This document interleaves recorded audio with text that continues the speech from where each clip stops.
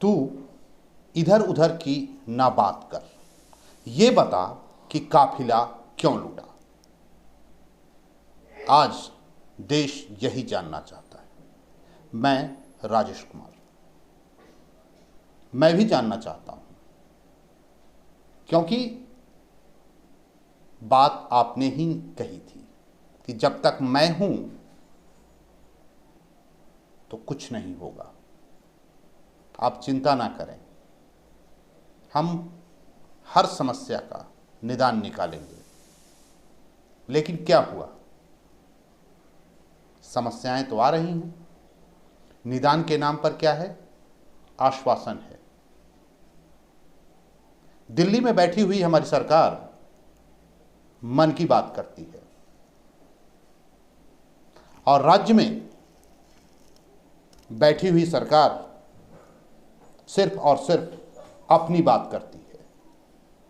कहती है आप चिंता ना करें, हमने आपके लिए कई योजनाएं लाई हैं। ये दोनों सरकार कहती है रोटी देंगे, कपड़ा देंगे, मकान देंगे, स्वास्थ्य की व्यवस्था करेंगे, शिक्षा की व्यवस्था करेंगे। लेकिन मुझे लगता है कि आज भी ज़्यादातर आबादी भूखे पेट सोती है। सर पे छत नहीं है, एजुकेशन की व्यवस्था नहीं है, स्वास्थ्य माशाअल्लाह। पिछले 1 साल से ज़्यादा वक्त हो गया कोरोना से हम लड़ रहे हैं। कभी लॉकडाउन तो कभी साहब की मन की बात। बस यही बातें सुनने को मिल रही है और देखने को मिल रही है। और जब सवाल करेंगे तो कहा जाएगा जनाब आप तो देशद्रोही हैं, आप सवाल कैसे कर सकते हैं? किसी देशभक्त से आप सवाल कैसे कर सकते हैं? सवाल बस इतना सा होता है, महंगाई चरम पे है, युवाओं को रोजगार नहीं है, किसान परेशान है और जवान बॉर्डर पर किस हाल में हैं ये भी हम सब देख रहे हैं। अब बस इन्हीं सवालों को लेकर अगर आपने मुंह खोला तो बस आपके ऊपर देश के सबसे बड़े ये तमाम देशभक्त बस ठप्पा लगा देंगे कि जनाब आप तो देशद्रोही हैं। चलिए देशद्रोही ही सही, आपसे बस अगर ये सवाल पूछा जा रहा है कि आज कोरोना काल में आपने क्या किया, कौन सी व्यवस्थाएं की, आखिर लोग क्यों मर रहे हैं? मुझे तो 2014 के माननीय प्रधानमंत्री नरेंद्र मोदी जी के वो तमाम भाषण याद हैं। कई रैलियों को कवर भी किया हूं, देखा हूं बहुत नज़दीक से और सुना भी हूं। देखा उस दौर में भी हूं जब गुजरात के मुख्यमंत्री हुआ करते थे और कभी कभी दिल्ली भी आया करते थे, तो बातें बड़ी नज़दीक से उनकी सुनी है और देखी भी है। आज जब देश की जनता ने आपको सत्ता सौंपी तो मुझे याद है आप कहते थे महंगाई की मार से देश की जनता परेशान है। साहब बताएंगे पेट्रोल की कीमत कितनी है, डीजल की कीमत कितनी है, और जो सरसों का तेल आपके घर में भी आता होगा। मैं दावे के साथ नहीं कह सकता कि आप सरसों का तेल खाते होंगे। हम गरीब गुरबा लोग हैं, साधारण लोग हैं, मिडिल क्लास के लोग हैं, हमारे यहाँ तो सरसों का तेल आता है 200 रुपये लीटर है साहब। महंगाई का क्या आलम है, कभी बाहर निकल कर देखिए, लोगों से पूछिए, रिक्शा चालक, ठेला चालक, वो बताएंगे कि वो कमाते कितना है, खर्च कितना होता है और बचता कितना है। बाजार में कभी निकलिए तो पता चल जाएगा कि महंगाई का आलम क्या है। खैर, इस मसले पे तो आप फेल हैं, लेकिन आप कहते हैं कि मैं पास हो गया। दूसरी बात अगर कर ली जाए, महंगाई के अलावा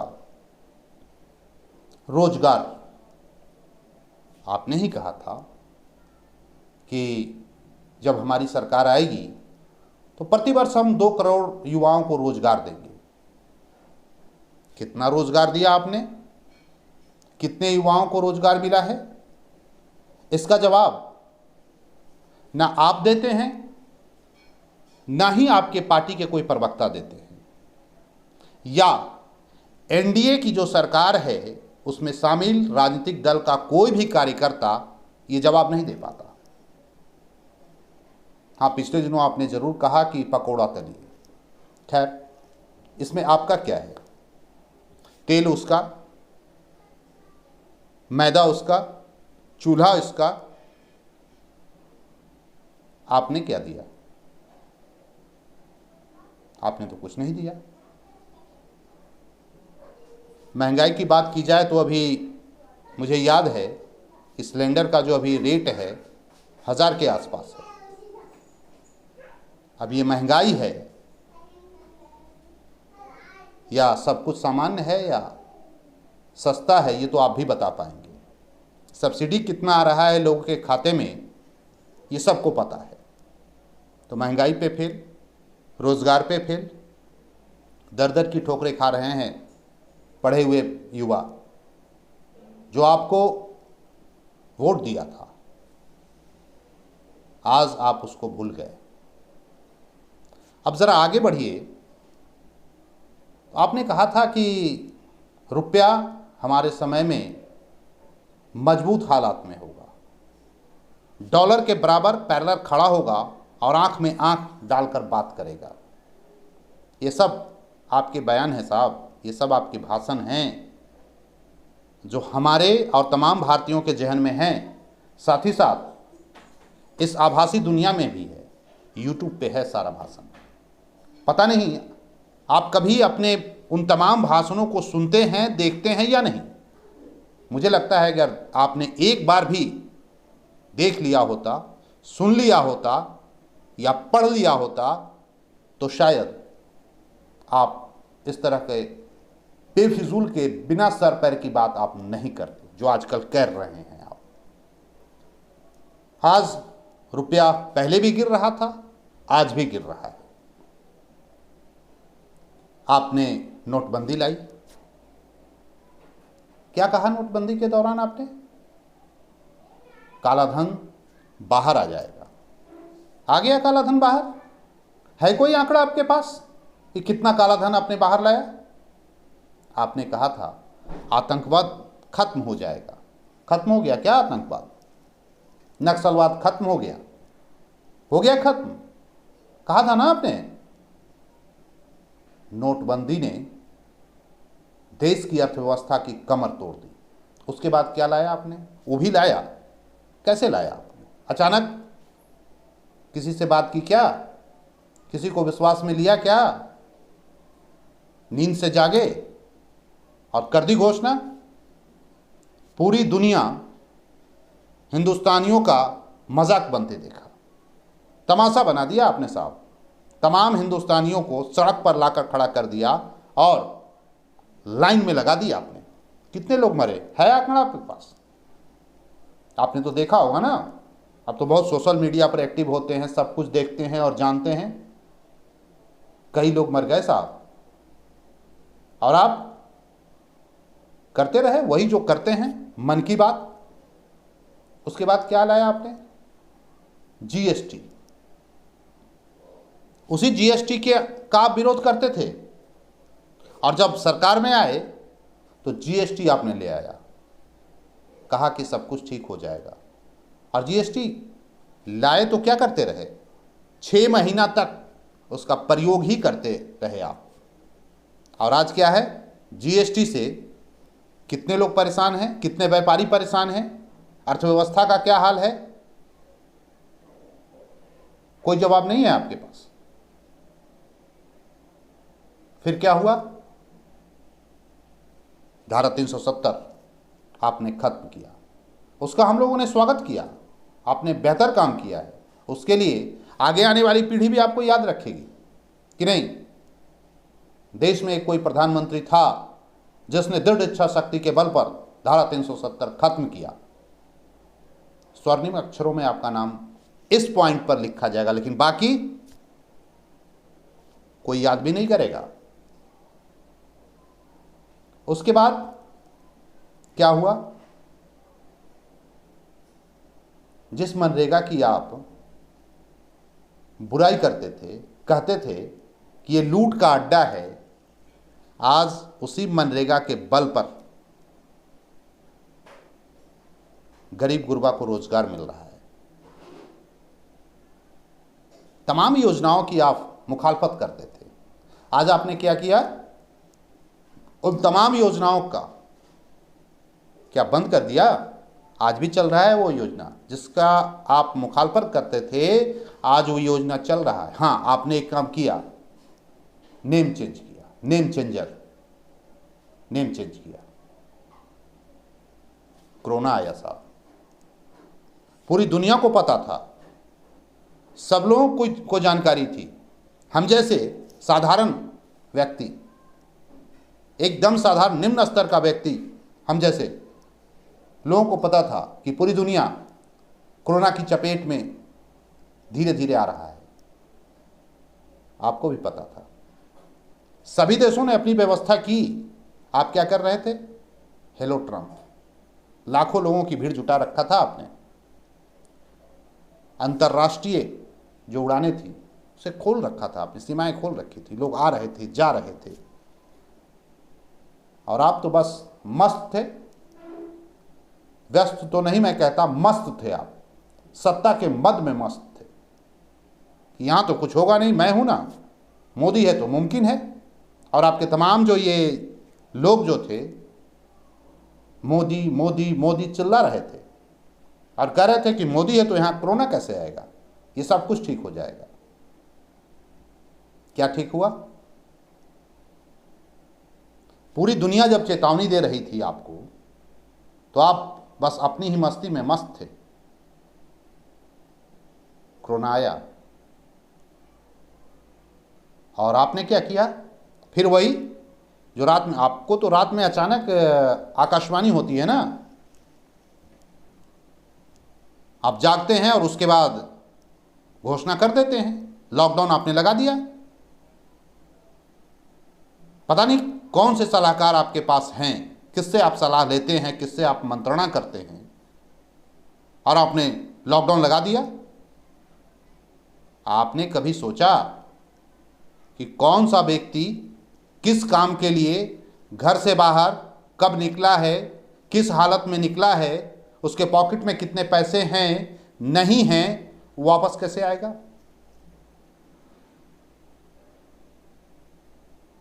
दरअसल आप सोचेंगे कहां से?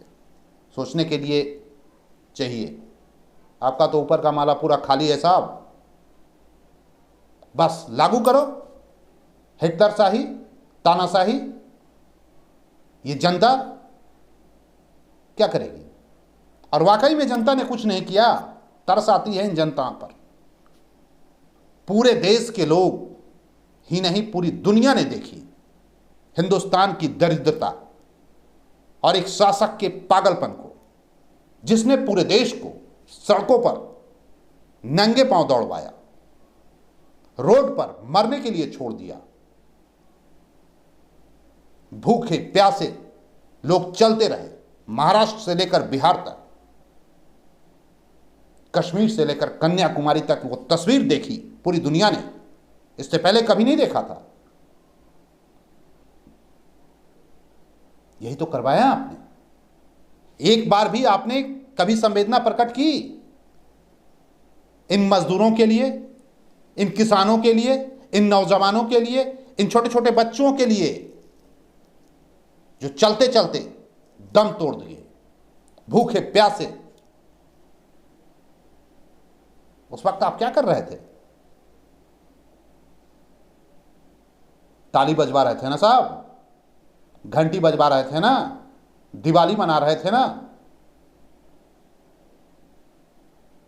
जहां तक मेरी जानकारी है, जितना मुझे इतिहास की जानकारी है, आप इस दुनिया के एक पहले शासक हैं कि जो अपनी जनता को मरने के लिए सड़क पर ले आया, सिर्फ अपनी अहंकार को, अपने इमेज को बनाने के लिए, बड़ा बनाने के लिए। उसके बाद आपने क्या कहा? कोरोना पर हमने विजय प्राप्त कर लिया है, अब घबराने की जरूरत नहीं है। पूरी दुनिया हिंदुस्तान की ओर देख रही है। आपके हेल्थ मिनिस्टर डॉक्टर हर्षवर्धन मार्च में क्या कहा उन्होंने कि नहीं, अब परेशान होने की जरूरत नहीं है, हमने तो विजय प्राप्त कर लिया। उसके बाद फिर भी आपको लोगों ने आगाह किया, तमाम विशेषज्ञों ने आगाह किया, पत्रकारों ने आगाह किया, दुनिया के तमाम बुद्धिजीवियों ने आगाह किया। संसदीय समिति की जो रिपोर्ट है वो आपके पास होगी ना, जो गठित की गई थी। क्या कहा था उसमें? आपने उठाया और कूड़े के ढेर में फेंक दिया। पढ़ा भी एक बार क्या? अगर पढ़े होते ना तो आज ये तस्वीर नहीं देखने को मिलती। आज पूरी दुनिया इस तरह से थू थू नहीं की होती हिंदुस्तानियों पर और आप जैसे अविवेकी प्रधानमंत्री पर। उसमें भी आगाह किया गया था, आपको सचेत किया गया था कि साहब दूसरी लहर आएगी, और आप कह रहे थे कि पूरी दुनिया देख रही है भारत पर, मैं तो वैक्सीन निर्यात कर रहा हूं जी, मैं तो सब कुछ ठीक कर दिया हूं। और उसके बाद कहां चले गए थे आप? कहां गए थे साहब? बताएंगे देश की जनता को। थे दिल्ली में आप? आपका मंत्रिमंडल था क्या दिल्ली में? पूरे मंत्रिमंडल को उठाया और बंगाल में आपने शिफ्ट कर दिया। भारतीय जनता पार्टी के तमाम स्टेट में जो मुख्यमंत्री थे उन्हें उठाया, बंगाल में शिफ्ट कर दिया। या यूं कहें कि 4 महीने, तकरीबन 4-5 महीने के लिए देश की राजधानी आपने बंगाल में शिफ्ट कर दी। इतिहास में एक शासक हुआ करता था, इतिहास तो आप पढ़े होंगे ना, बहुत आपने पढ़ा है। मोहम्मद बिन तुगलक, दिल्ली से दौलताबाद, दौलताबाद से दिल्ली। इसी में उसने अपनी जनता को खत्म कर दिया, अपने शासन व्यवस्था को झोंक दिया। सड़क पे लोग मरते रहे और वो आराम से हाथी और घोड़े पर बैठकर तानाशाही करता रहा। साहब मैं चलूं, पीछे चलो। आपने वही किया ना। जनता इधर कोरोना से मर रही थी, लोग आपको आगाह कर रहे थे कि आप स्वास्थ्य व्यवस्था ठीक करो। आप पूरे मंत्रिमंडल को उठाकर आपने कोलकाता शिफ्ट किया, बंगाल शिफ्ट किया और लड़ाई लड़ी आपने। चुनाव आप ही ना कहते थे साहब कोरोना गाइडलाइन का पालन करना है, सोशल डिस्टेंसिंग का पालन करना है, मास्क लगाना है, सैनिटाइजर का इस्तेमाल करना है, बार बार हाथ धोना है।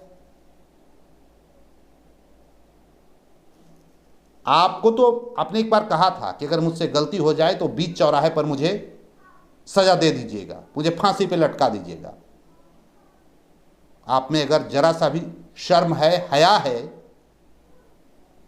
तो आप खुद जाकर लटक जाइए ना इंडिया गेट पर। लाखों लोगों को तो लटका दिया आपने।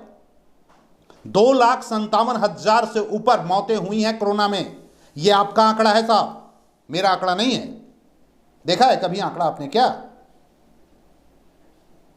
आपके पास तो बहुत आंकड़ा है ना, आपके बहुत सारे बैठे हुए आईटी में लोग बैठे हुए हैं जो आंकड़ा आपको बना बना कर देते हैं। उस आंकड़ा को जरा पढ़ा कीजिए। ऐसे पढ़ाई से आपका दूर दूर का नाता है नहीं। एक ही चीज से नाता है, भाषण करो, भाषण करो, भाषण करो। जनता मरती रही और आप लाखों की भीड़ लेकर बंगाल में चुनाव में अड़े रहे, डटे रहे और क्या कहते थे? खेला हो गई ना खेल, देख लिया ना खेल। जनता बंगाल की आपको वहां से खदेड़ दी और आप इसमें खुश में है कि मैंने तो 75 सीट जीत ली या 78 सीट जीत लिया जी। आपने तो कहा था कि ममता दीदी को सत्ता से बाहर कर देंगे, हो गई बाहर। और अभी आप इसमें भी खुश हैं कि नंदीग्राम में हमने हरा दिया। आपने हराया नहीं, आपने बंगाल की जनता को मौत के मुहाने पर खड़ा कर दिया। कितने लोग मरे कोरोना में अभी तक बंगाल में, आंकड़ा देंगे? जवाब दीजिएगा क्या आप? सबको मार डाला आपने। और आज पूरे देश की तो बात मैं नहीं कर रहा हूं साहब, देश की मीडिया की तो बात नहीं करना हूं। घिन आती है इन मीडिया कर्मियों पर। ये जितने बड़े नामचीन जो पत्रकार हैं, जो मीडिया हैं, आज अगर 2,57,000 से ऊपर मौतें हुई हैं तो इसके लिए सिर्फ प्रधानमंत्री नरेंद्र मोदी ही दोषी नहीं है।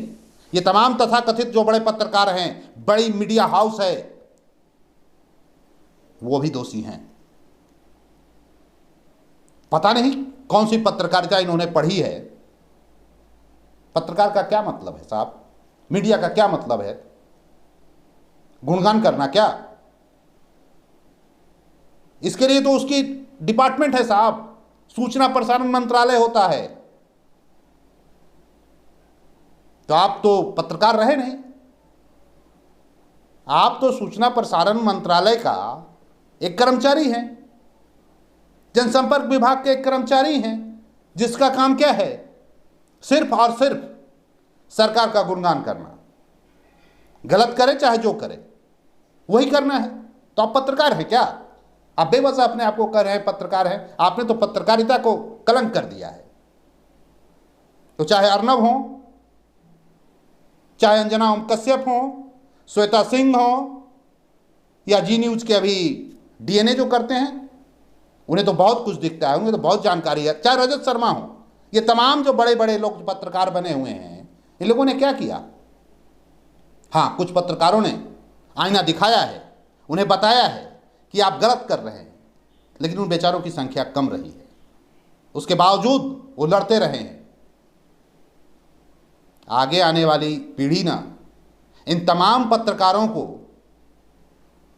जिस नजरिए से प्रधानमंत्री नरेंद्र मोदी को देखेगी ना, वही देखेगी।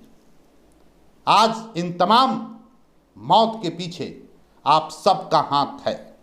अगर आप प्रधानमंत्री को या देश में बैठी हुई सरकार को आगाह करते कि साहब आप गलत कर रहे हैं, आप सच दिखाओ, सच बताओ। अगर आप उनसे पूछे होते कि महंगाई क्यों बढ़ रही है, अगर आप पूछे होते उनसे कि रोजगार क्यों नहीं मिला, आप अगर पूछे होते कि किसान क्यों परेशान है, आप अगर पूछे होते कि जवानों को फैसिलिटी क्यों नहीं दी जा रही है, तो आज होता क्या?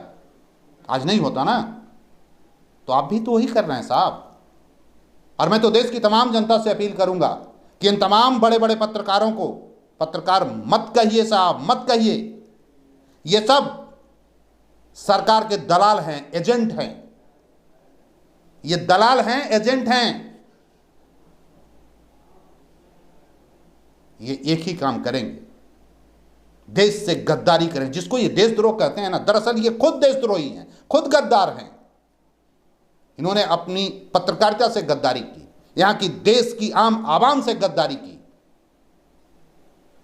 और सिर्फ एक ही काम उन्होंने किया, मोदी मोदी मोदी। हमारे कई ऐसे मित्र हैं, अब जब परेशान हैं, फोन करते हैं, जब बातें होती हैं, जो कि उनके वोटर हैं, उनके भक्त हैं, तो मैं तो उनको एक ही देता हूं साहब कि आप चिंता ना करें। मेरा दावा है कि मोदी है तो मुमकिन है किसी भी हिंदुस्तान के किसी भी भारतीय जनता पार्टी, आरएसएस या प्रधानमंत्री के जो भक्तगण हैं, उनकी मौत नहीं हुई है। उनकी मौत हो ही नहीं सकती। यमराज की औकात नहीं है कि भारतीय जनता पार्टी के किसी नेता को मार दे। कैसे मार सकता है? उनके पास तो अमृत का वरदान है ना, उनके पास मोदी हैं। मौत हो ही नहीं सकती साहब। ये झूठ बोल रहे हैं कि किसी भारतीय जनता पार्टी के कार्यकर्ता की मौत हुई है, किसी नेता की मौत हुई है। एकदम बकवास, 110% झूठ है। कैसे मौत हो सकती है? ये सब चौकीदार हैं, रक्षक हैं। इनको कौन मारेगा? ये तो ऑलरेडी इनके पास वैक्सीन है साहब, मोदी जी का वैक्सीन है। ये सब के सब झूठ बोल रहे हैं। हमारे एक खुद रिलेटिव जब भी बातें होती थी लगते थे बस वही भाषण देने। मैंने पिछले दिनों उन्हें वो बीमार हो गए, मैंने उनको कहा क्या हो गया आप? तो देखिए ना टाइफाइड हो गया है, लगता है कोरोना का लक्षण है। हम कि तो आपको कैसे हो सकता है, ऐसा तो हो ही नहीं सकता। हो जाएगा तो फिर भी आपके पास तो वैक्सीन है ना। तो कौन सा वैक्सीन है? हम कि मोदी जी जपिए ना 108 माला सुबह में, दोपहर में और शाम में, भाग जाएगा कोरोना। और उसके साथ में वो ताली भी बजाइएगा, फिर घंटी बजाइएगा और दिया जलाइएगा, भाग जाएगा कोरोना। महामूर्ख ऐसा शासक, जाहिल शासक, पूरी दुनिया जिस पर हंसती है, थूकती है, घंटी बजवा रहे थे, ताली बजवा रहे थे। बेशर्म, बेहया। ये दिख नहीं रहा है क्या? रोड पे जनता मर रही है, बैठे हुए हो ना। खेत में जनता मर रही है, खलिहान में जनता मर रही है, श्मशान में जगह नहीं है, अस्पताल में जगह नहीं है, और अब तो गंगा में लाश बह रही है। आप क्या कहते थे? गंगा पुत्र। कहां हो गंगा पुत्र? गंगा में लाशें बह रही हैं, गिनो बैठकर। कुछ बोलोगे? बोलो ना, कुछ बात करो ना हिंदुस्तानियों से, आंख में आंख मिलाकर, हिम्मत है तो।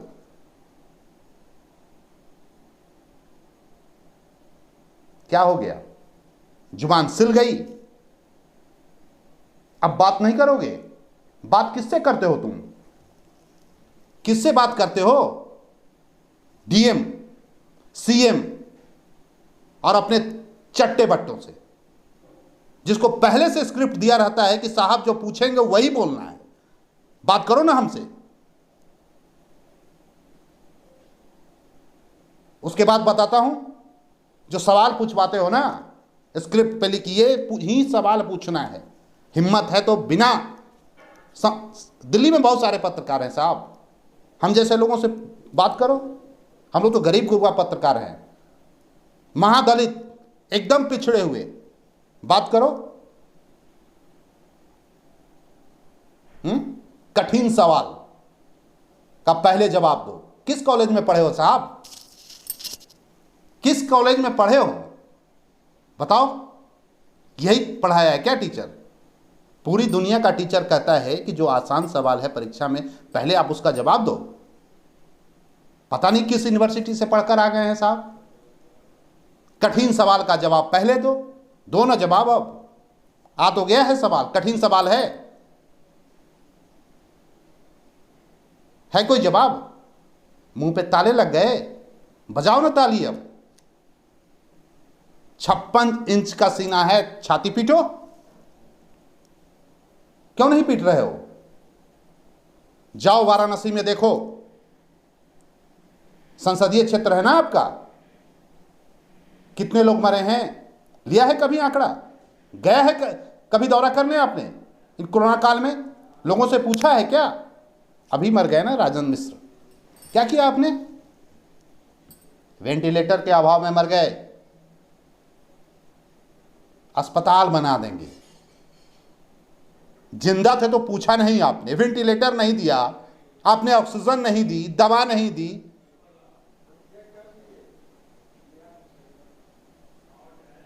भ्रष्ट। लाज है ना, शर्म है ना, हया है? कहते थे झोला उठा के चल देंगे।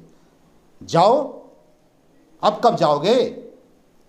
तमाम हिंदुस्तानियों को जब मार दोगे तब गंगा पे पर एक नजर डालो, देखो गंगा पे लाशें तैर रही हैं, सड़कों पर लाशें तैर रही हैं, हॉस्पिटल में बेड फुल है, ऑक्सीजन नहीं है, दवा नहीं है, वैक्सीन नहीं है, डॉक्टर नहीं है, डॉक्टर नर्स नहीं है, सफाई कर्मी नहीं है। बातें कर रहे हो लंबी लंबी, फिर कह रहे हो कि मैं बात करूंगा, मन की बात करूंगा, डीएम से बात करूं। क्या बात करोगे डीएम से? डीएम क्या बोलेगा? उसकी औकात है क्या? उसको नौकरी बचानी है। वो तो जो तुम कहोगे वही बोलेगा डीएम, वही बोलेगा सीएम।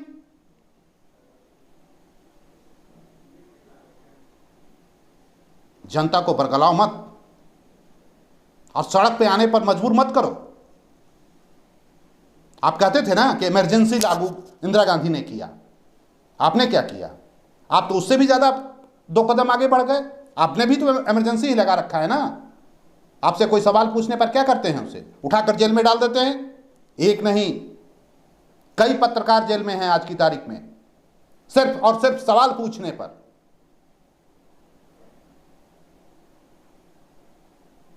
मैं जानता हूं, मैं भी पूछ रहा हूं ना, तो आपके आईबी वाले, सीबीआई वाले, ईडी वाले लगाओगे आप, मोबाइल सर्विलांस पे डालोगे आप।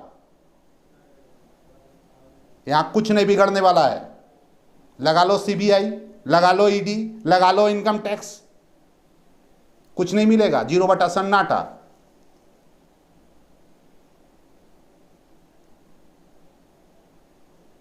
और बिहार में हमारे मुख्यमंत्री जी हैं सुशासन बाबू, नीतीश जी। आए थे जंगल राज, उनके समय में एक जुमला था जंगल राज। अब आया सुशासन राज। आज रंजीत रंजन ने कहा है गुंडई राज। उनके जो सवाल हैं, जवाब है क्या सुशासन बाबू आपके पास? पप्पू यादव अगर अपराधी है, क्रिमिनल है, हत्यारा है, गुंडा है, माफिया है, तो क्या कर रहे थे आप? 32 सालों में आपने नहीं देखा? आपको नहीं पता था? आज ही अचानक आपको सपने में आया कि ये माफिया है, हत्यारा है, गुंडा है, लुटेरा है? उठाओ और जेल में डाल दो।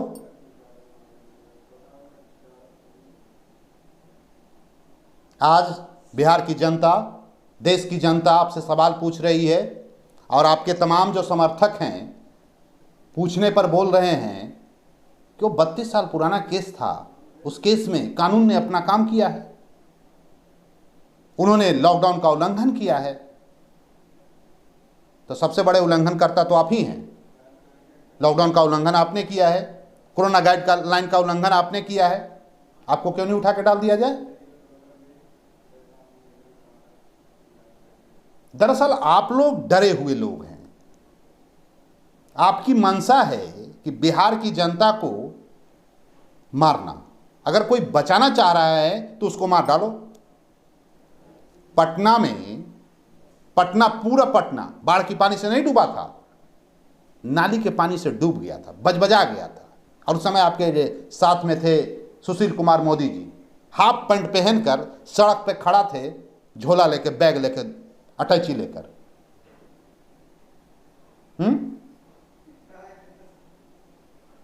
पटना की जनता पानी के लिए, एक बोतल पानी के लिए तरस रही थी।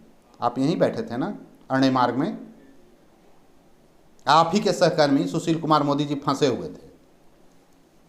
कैसे निकले थे? कौन निकाला था? और वहां की जनता को किसने पानी पिलाया था?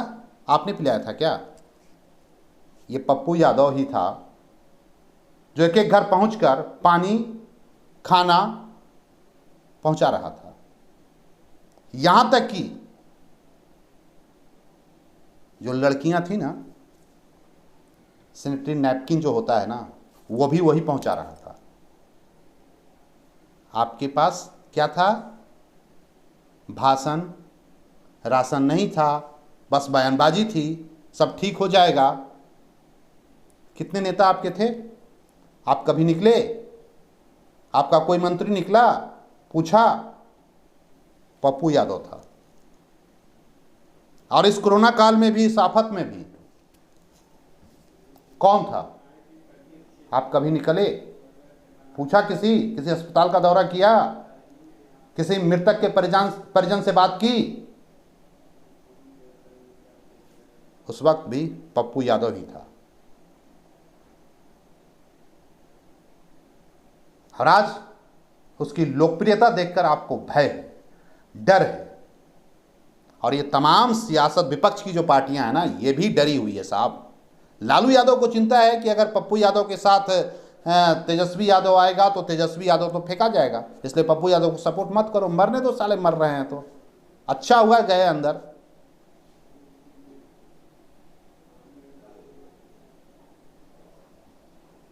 बड़ी विचित्र स्थिति है,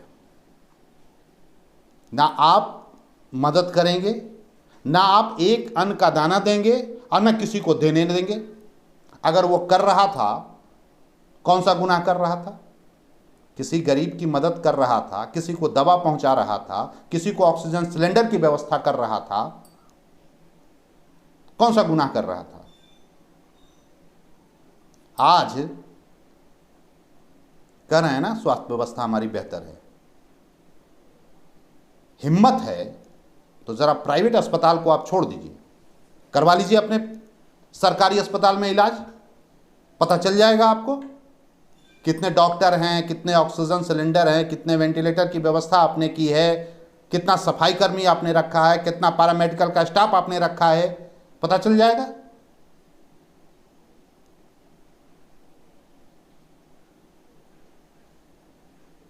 नीतीश जी, एक बात कान खोलकर सुन लीजिए, सरकार आपकी जाने वाली है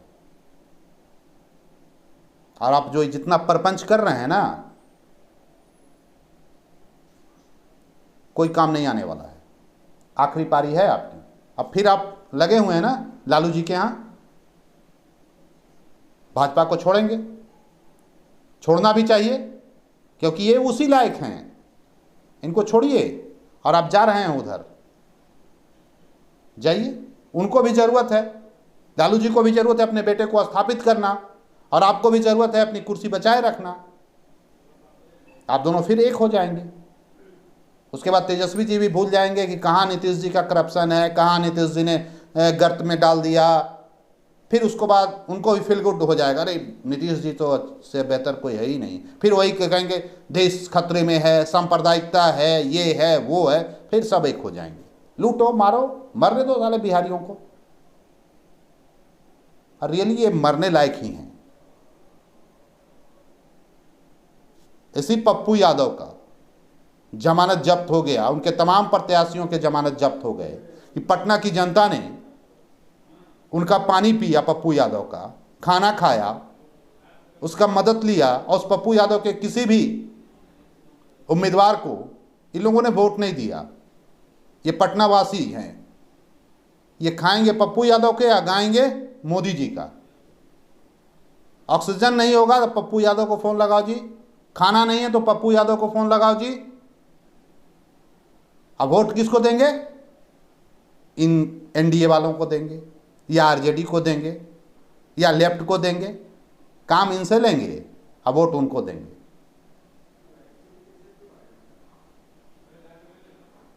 जरा सा भी शर्म करो भाई।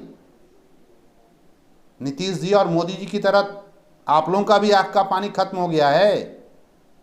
आप इस सियासत को क्यों नहीं समझ रहे हो?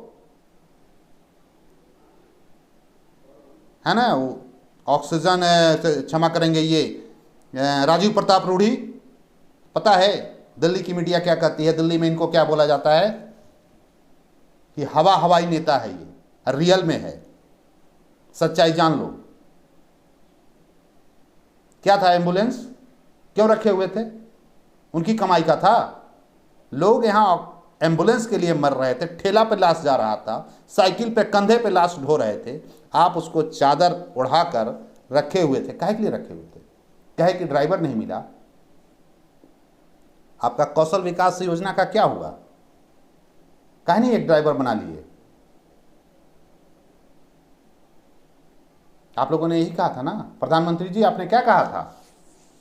आदर्श ग्राम योजना, प्रधानमंत्री सांसद आदर्श ग्राम योजना। पूछा कभी अपने सांसदों से कि इन 5 सालों में, इन 7 सालों में कितने गांव को आपने आदर्श बनाया? आप पूछेंगे क्या? आपने तो खुद नहीं बनाया। वाराणसी में कितने संसदीय क्षेत्र में कितने गांव को आपने आदर्श बनाया? तो आप क्या पूछिएगा?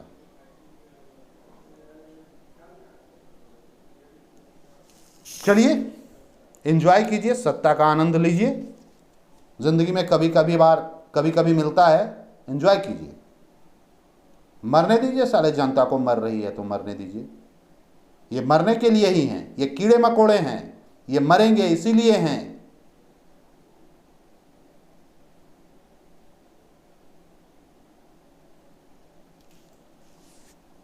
और बिहार की जनता मरो, देश की जनता तुम भी मरो, क्योंकि चुने हो जिसको ना, भुगतेगा कौन? भुगतो। तुम सब तो चौकीदार थे, पूछते क्यों नहीं हो? दिल्ली में ये जेडीयू के वोटर पूछो जरा, ये आरजेडी के वोटर पूछो जरा कि क्या कर रहे हो साहब। ये लेफ्ट वाले के जो वोटर हैं पूछो, जो आपको सपना दिखाया था कि आप मुझे वोट दो, मैं तुझे जन्नत की सैर कराऊंगा। हो रही है सैर, नरक की सैर करो, लो मजा, मरो। मरो तो रो मत, रोगे तो फिर तुम्हारी बारी आएगी, क्योंकि फिर तुम्हें मारेंगे। तुम जिसका भजन कर रहे हो ना, एक बार भी फोन करके पूछेगा नहीं तुम्हें। चलो भाई, आनंद लो। मौत का मातम नहीं मनाने का है, खुशी मनाने का है। ऐसे ऐसे लोग बैठे हुए हैं सत्ता में, चुनकर लाए हो साहब, लो मजा।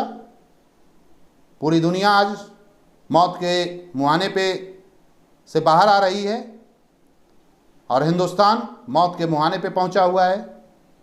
जहां तक मैं समझ पा रहा हूं और देख पा रहा हूं, जहां तक मेरी जानकारी है, किसी भी देश में इस तरह का दृश्य नहीं है कि अस्पताल फुल, ऑक्सीजन नहीं, इंजेक्शन नहीं, दवा नहीं, श्मशान फुल, नदी में शव तैर रहा हो। चलिए देखिए माननीय प्रधानमंत्री नरेंद्र मोदी जी कब अवतरित होते हैं आपके बीच। साथ ही साथ बिहार के मुख्यमंत्री सुशासन बाबू कब आपके पास आते हैं। और मैं तो आप सबसे रिक्वेस्ट करूंगा, अभी से कसम खा लीजिए, कभी भी जन सेवा नहीं करना। कभी भी क्या नहीं करना है? जन सेवा नहीं करना है, याद रखिए। नहीं तो कीजिएगा ना तो ये पुलिस उठाएगी और डाल देगी अंदर, जेल के अंदर। इसलिए जन सेवा नहीं, मानव सेवा नहीं, सिर्फ एक ही सेवा करना है, नेता भक्ति करना है, नेताजी का गुणगान करना है। इनकी सेवा में लगे रहिए, भगवान आपका कल्याण करेगा। फिलहाल हमें दीजिए इजाजत और आप एंजॉय कीजिए। मौत हुआ है, खुशियां मनाइए, भोज दीजिए, भंडारा कीजिए, बजाइए डीजे, ताली बजाइए, थाली बजाइए, घंटी बजाइए और अपने अपने नेताजी के नाम का पाठ करते रहिए। कोरोना चला जाएगा। नमस्कार।